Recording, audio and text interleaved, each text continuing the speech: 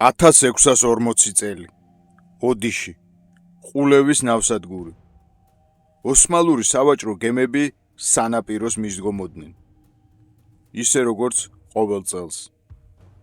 მათ ჩამოტანილი აქვთ სხვადასხვა სახის საქონელი, ტანისამოსი, მარილი და ასე შემდეგ. სამაგიეროდ აქედანაც სარიელები არ მიდიან. სიმინდთან, აბრეშუმთან და სხვა ნედლეულთან ერთად საქართველოდან მიყავთ ვაჭრობის მთავარი საგანი. ადამიანები. ანუ ქართველი კაცები, ქალები და ბავშვები. და რაც მთავარია, ამ დატყვევებულ ქართველებს ოსმალო ვაჭრებზე თავად მათივე თანამემამულე ქართველები ყიდიან. დღეს ვსაუბრობთ ტყვეთას ყიდვაზე, ანუ ყველაზე სამარცხვინო მოვლენაზე ქართველი ერის ისტორიაში. ეს არის ამბავი იმის შესახებ, თუ როგორ მოკვდა ზნეობა საქართველოში ერთიანი სახელმწიფოს დაშლისა და ეკონომიკის გაჩანაგების შემდეგ და როგორ იქცა ადამიანი ადამიანისთვის საქონლად. არავის არ უნდა ამ თემის სიღრმისეული განხილვა და ყველა გაურბის მას. არადა ისტორია არ არის საგანი, რომელსაც მხოლოდ სიამოვნებისთვის უნდა გაეცნო. ისტორია არის სიმართლე და ჩვენი ვალია თვალი გავუსწოროთ ამ სიმართლეს, რამდენადაც მტკივნეული არ უნდა იყოს ის. რომ გავიგოთ ამ სამარცხვინო დანაშაულის არსი, პირველ რიგში უნდა გავერკვეთ ისტორიულ კონტექსტში. მე-16-მე-17 საუკუნეებში საქართველო ერთიანი სახელმწიფო უკვე აღარ არის. ქართლი, კახეთი, იმერეთი, ოდიში, გურია, ყველა არსებობს ცალ-ცალკე, ყველა საკუთარი ომებით, საკუთარი კრიზისებით და საკუთარი გამოწვევებით. ამ შინააშილობას ემატება 1555 წლის ამასიის ზავი, რომელიც დაიდო ოსმალეთსა და სპარსეთს შორის და ამ ზავის თანახმად ამ ორმა იმპერიამ საქართველო ერთმანეთში გაიყო გავლენის სფეროებად ისე რომ რასაკვირველია ქართველი ხალხისთვის არაფერი უკითხავთ. დასავლეთი საქართველო ოსმალეთის გავლენის სფეროში მოექცა. შავი ზღვა კი ჩაიკეტა.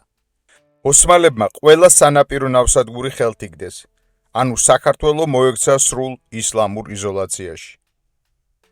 ამის შედეგი რა თქმა უნდა იყო კატასტროფული. ფული როგორც ვაჭრობის და ზოგადად ეკონომიკური გაცვლის საშუალება გაქრა და ბაზარი პრიმიტიულ ბარტერზე გადავიდა. შესაბამისად ადგილობრივი წარმოება მინიმუმამდე იქნა შემცირებული. მე-17 საუკუნის შუახანებში სამეგრელოში მოღვაწე იტალიელი მისიონერი არქანჯელო ლამბერტი წერდა, რომ ამ ქვეყანაში ფული საერთოდ არ არსებობდა ხმარებაში. ასევე ქრისტოფორო კასტელი, კიდევ ერთი იტალიელი მისიონერი, აღნიშნავდა, რომ კოლხეთში ერთი ქათამი, ერთი გირვანქა მარილი ღირსო, რადგან ფული არ არსებობდა. ამ ვაკუუმში ოსმალო ვაჭრები შემოდიოდნენ. მათ მოჰქონდათ ყველაფერი: ტანსაცმელი, ზეთი, მარილი, იარაღი. მოჰქონდათ ეს საქონელი კონსტანტინოპოლიდან და ტრაპიზონიდან და ისინი მუშაობდნენ ბარტერზე. შემოტანილი საქონლის სანაცვლოდ, ფულის ნაცვლად ადამიანებს იღებდნენ. გამოიკვეთა სქემა: მარტივი, ორმხრივად მომგებიანი და ამავე დროს საშინელი. ოსმალო ვაჭარი სანაპიროზე შემოდიოდა გემით. ადგილობრივ ფეოდალს კი ყავდა ყმა. გარიგება იყო ბარტერული. ადამიანი ტანსაცმლის, ჭურჭლისა და ძვირფასეულობის სანაცვლოდ. ლამბერტი ამ ვაჭრობას ასე აღწერს: ვისაც ამ მომენტში ფული არ ჰქონდა, ის ტყვეებს ყიდდა. მეგრელები კი მისი სიტყვით ამ გარიგებაზე სულაც არ იყვნენ დარცხვენილნი. ერთი ტყვის სანაცვლოდ ხშირად ხელში ჩაიგდებდნენ ხოლმე ყველა იმ საქონელს, რაც სახლში ესაჭიროებოდათ. ოსმალები განსაკუთრებით ინტერესდებოდნენ სამი კატეგორიის ტყვეებით. პირველი კატეგორია ეს იყო ლამაზი ახალგაზრდა ქალები, ჰარამხანებისთვის. ფრანგ ვაჭარს და მოგზაურს ჟან შარდენს, რომელიც მე-17 საუკუნის ბოლოს დასავლეთ საქართველოში იმყოფებოდა, ჩაწერილი აქვს კონკრეტული ფასები. ახალგაზრდა ქალწული 20 ეკიუ, 25-40 წლის კაცი 15 ეკიუ, ბავშვი 3-4 ეკიუ. ქართველ ქალებზე ოსმალო მყიდველები ფულს არ ზოგავდნენ. მეორე კატეგორია გახდათ 10-დან 20 წლამდე ასაკის ბიჭები, იანიჩართა კორპუსისთვის, ანუ სულთნის ელიტური გვარდიისთვის, რომელიც გამუსლიმებული ქრისტიანი ახალგაზრდებისგან შედგებოდა. და მესამე კატეგორია ეს გახდათ ორივე სქესის წარმომადგენელი ყველა ასაკის ყმები. მათ ყიდულობდნენ შინამოსამსახურეებად სახლებისთვის, გემებისა და ქარავნებისთვის. შარდენი იხსენებს ერთ ეპიზოდს, როდესაც ოსმალთა გემზე აღმოჩნდა ულამაზესი ახალგაზრდა ქართველი დედა ჩვილ ბავშვთან ერთად. იგი 12 ეკიუთ შეიძინა ბერძენმა ვაჭარმა. ათობით და შესაძლოა ასობით მსგავსი შემთხვევა აქვთ აღწერილი იმ დროს საქართველოში მოღვაწე მისიონერებსა თუ უბრალოდ აქ ჩამოსულ მოგზაურებს. ახლა კი უნდა გადავიდეთ ყველაზე მძიმე ნაწილის განხილვაზე, იმაზე თუ ვინ ყიდიდა კონკრეტულად ქართველ ტყვეებს ოსმალებზე. უმეტეს შემთხვევაში ეს გახდათ ადგილობრივი ფეოდალები, ქართველი თავადები და რაც ყველაზე ამაზრზენია სასულიერო იერარქები, ანუ დასავლეთ საქართველოს ეკლესიაც ჩაბმული იყო თავისი სამწყსოს წევრების მუსლიმ დამპყრობლებზე მიყიდვაში. ამასთან დაკავშირებით ცნობილია ერთი ძალიან მძიმე ფაქტი. მე-17 საუკუნის 60-იან წლებში სამეგრელოში სტუმრად ჩამოვიდა ანტიოქიის პატრიარქი მაკარი, რომელიც გახდა საშინელი ფაქტის მოწმე. მან აღმოაჩინა, რომ მოქვის ეპარქიის ეპისკოპოსმა სახელად ანდრიამ მხოლოდ 1 წლის განმავლობაში საკუთარი სამწყსოდან 60 კაცი გაყიდა ოსმალებზე. ანტიოქიის პატრიარქმა თავისი ავტორიტეტის გამოყენებით ეს ეპისკოპოსი გადააყენა, მაგრამ მოქვის ეპისკოპოსი არ ყოფილა ერთადერთი, ვინც თავის მრევლს მონებად ყიდიდა. ოდიშში არსებობდა კანონი, რომლის თანახმადაც ყველა ყმა, იქნებოდა ეს მთავრის თუ თავადის, შეიძლებოდა მონად გაყიდულიყო. ლამბერტი თავის ჩანაწერებში ადასტურებს კიდევ ერთ საშინელ რეალობას, რომ ყოფილა შემთხვევები, როდესაც ქმარს ცოლი გაუყიდია, ძმას ძმის ცოლი. კასტელს კი დაფიქსირებული აქვს ფაქტი, როდესაც მამაკაცმა საკუთარი დედა ოსმალო ვაჭრებს მიყიდა და კასტელს უთხრა, მე მას სიკეთე გავუკეთე, რადგან დედაჩემი ოსმალეთში უკეთესად იცხოვრებსო. ამ ვითარებას მე-17 საუკუნის ერთ-ერთი მისიონერი ასე აღწერდა. ამ ვაჭრობას ყველა ცოდვად მიიჩნევს, მაგრამ მასში ყველა ჩართულია, ანუ ეს იყო სისტემური დანაშაული. ოდიში ამ მხრივ სულაც არ იყო გამონაკლისი. მის მეზობელ გურიაშიც მოდებული იყო ეს საშინელი დანაშაული.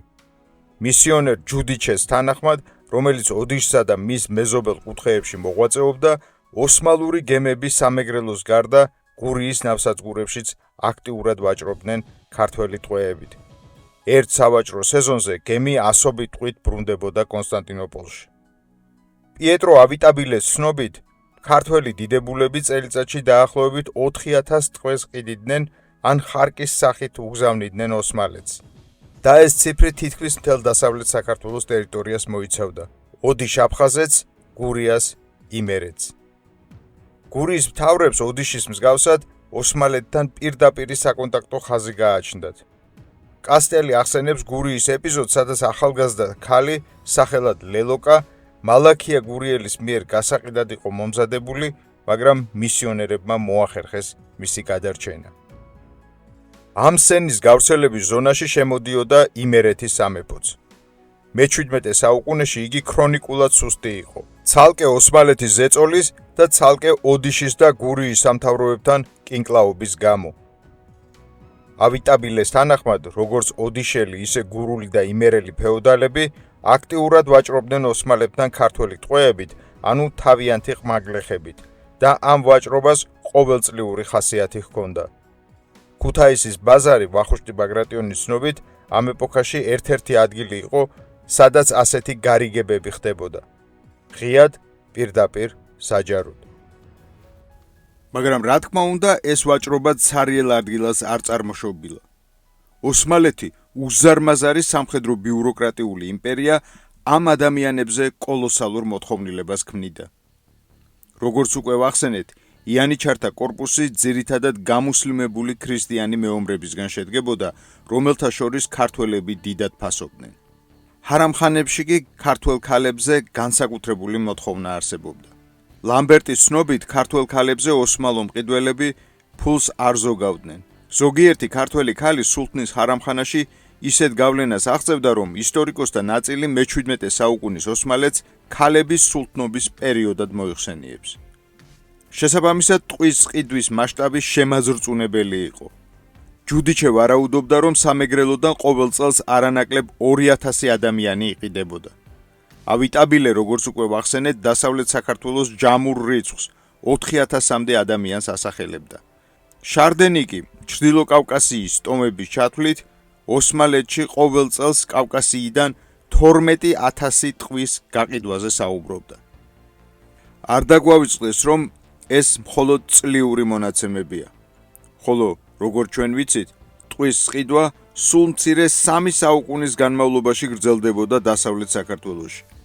ანუ წარმოიდგინეთ გენოფონდის როგორი მასშტაბის განადგურებაზეა საუბარი. ზემოთხსენებული რიცხვების სიზუსტეზე ისტორიკოსები კამათობენ, მაგრამ ყველა თანხმდება იმაზე, რომ ზიანი კოლოსალური იყო. ამ საშინელ ეპოქაში მაინც არსებობდნენ ადამიანები, რომლებიც ცდილობდნენ ამ უბედურების შეჩერებას. ეს პირველ რიგში უნდა ითქვას იტალიელ მისიონერებზე. შეიძლება ვიფიქროთ, რომ ტყვის ყიდვის ასეთი მასშტაბი მათი გაზვიადებულია, მაგრამ სამწუხაროდ ეს ასე არ არის. მართალია ცალკეული სტატისტიკური მონაცემები შეიძლება გადაჭარბებული იყოს, მაგრამ ეს დანაშაული, რომ მასობრივ ხასიათს ატარებდა და მასში საზოგადოების ყველა ფენა იყო ჩართული, ეს ეჭვს არ იწვევს. კასტელი წერს, თუ როგორ ტიროდა ის ბატკნებივით დაბმული ქართველი ბავშვების ხილვაზე. ავიტაბილე ქართლში ერთ ეპიზოდს იხსენებს, სადაც ბავშვებს 5 პიასტრად ყიდდნენ. სურდა გამოეხსნა ისინი, მაგრამ ფული არ ჰქონდა. ამიტომ შეეცადა საეკლესიო ჭურჭლის ბარძიმის სანაცვლოდ გამოეწყიდა ისინი, მაგრამ ვერ შეძლო. ლამბერტი 17 წელი ცხოვრობდა სამეგრელოში. ის პირადად ლევან მეორე დადიანს თხოვდა მიეღო ზომები ამ დანაშაულის აღსაკვეთად და ბოლოს მიაღწია კიდეც. თავარმა განკარგულება გამოსცა, ოსმალებზე ყმის გაყიდვა დანაშაულად გამოცხადდა. მაგრამ ამ განკარგულების გვერდისავლით დანაშაულის ჩადენა კვლავ გრძელდებოდა. ოდნავ მოგვიანებით მე-18 საუკუნეში გამოჩნდა კაცი, რომელმაც გადამჭრელი ზომები მიიღო ტყვის ყიდვის ასაკრძალად. ეს კაცი სოლომონ პირველი გახდათ, იმერეთის მეფე, უკანასკნელი დიდი ქართველი მონარქი. მან არც მეტი, არც ნაკლები სიკვდილით დასჯა შემოიღო ამ დანაშაულის ჩადენისთვის.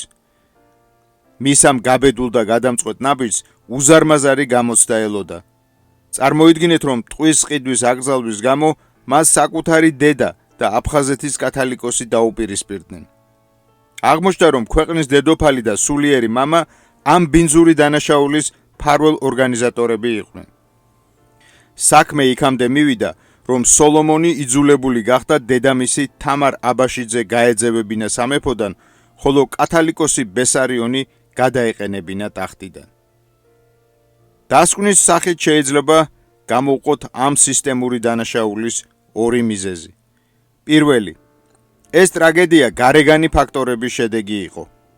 ოსმალეთის ბატონობამ, შავი ზღვის ჩაკეტვამ, ეკონომიკურმა კრახმა და საქართველოს ისლამურ იზოლაციაში მოქცევამ ადამიანის საქონლად გადააქცია.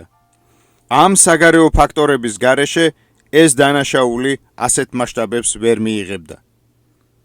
მეორე მიზეზი კი გახლდათ შინაგანი ზნეობრივი კოლაფსი. ადამიანმა დაკარგა ადამიანური სახე და თვით ეკლესიაც კი, რომელიც აქამდე ზნეობის სადარაჯოზე იდგა ხოლმე, ამ დანაშაულის მფარველი და ორგანიზატორი გახდა. მე არ გიყვებით ისტორიას მხოლოდ იმისთვის, რომ ისიამოვნოთ და იამაყოთ ჩვენი წარსულით. არამედ გიყვებით იმისთვისაც, რომ დაგარწმუნოთ თუ რამდენად მნიშვნელოვანია ისტორიის ცოდნა წარსულში ჩადენილი დანაშაულებისა თუ დაშვებული შეცდომების პრევენციის თვალსაზრისით.